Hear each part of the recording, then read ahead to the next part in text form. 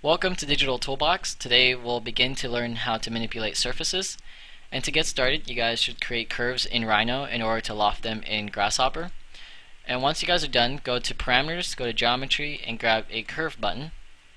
Right click on the Curve button and click on Set Multiple Curves. And the order that you click them do matter, since that's the order that Grasshopper will loft them.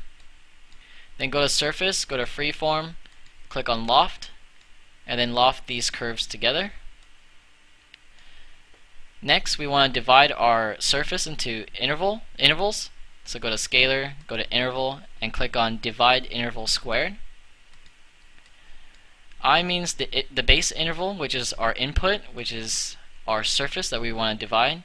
And by default, the U and V direction is 10, which means it divides our surface into 10 intervals in the U direction and the V direction. Since I want to manipulate this later, I'm going to go to Special and Parameters and grab a number slider. I'm going to edit this from floating points to integers, the upper value to be 20 and the value to be 10. I'm going to copy and paste this, and I'm going to put this into the U and V direction.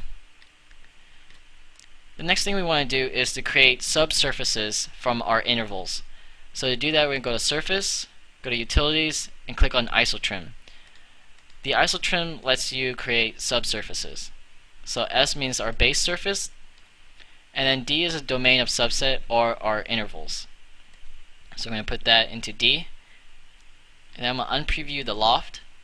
And here our subsurface is now 100 panels based on our original surface, since we defined 10 in the U and 10 in the V. So it'll give us 100 panels. Next thing we want to do is to either manipulate per panel, or manipulate the vertices of each panel, or the edge, or even the point that the panels is located on. To do that, we are going to go to Surface, go to Analysis, and then go to BRep Components, and then connect that to the subsurfaces. The subsurface is now broken into 100 panels individually by giving us the face of each panel, the edge of each panel, and each panel's vertices. So that's one way to manipulate the surface. Another way is to go into Surface, Utilities, and click on Divide Surface. Here by default again, the U and V is at 10.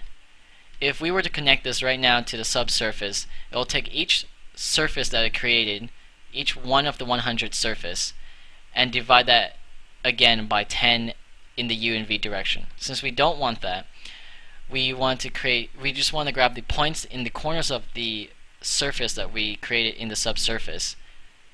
So to do that, we're going to go to Parameters, go to Primitive, and grab a number from the primitive panel and set the number to 1.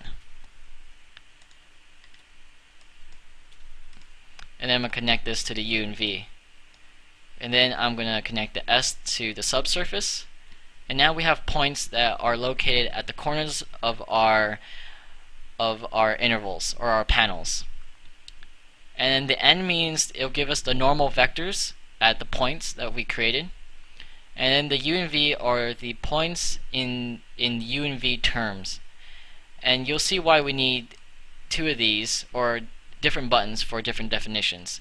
Using the Explode button, we could create panels, or panelized surfaces. And in the Divide surface, we can create a shell structure or a diagrid structure. Also, another plus, if we go back to the beginning of our definition, if we have a surface set in Rhino and we don't have any curves, we want to be able to manipulate that surface. To do that, I'm going to clear the values of the curve, and then I'm going to loft these curves in Rhino. So now we want to be able to manipulate the new surface in Rhino. So I'm going to go to Parameters, go to Geometry, and grab Surface. Right click on Surface and set one surface.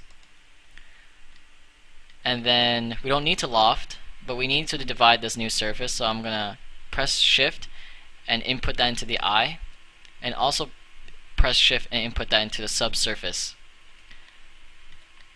And then I'm going to unpreview our preset surface. So now we have the same thing.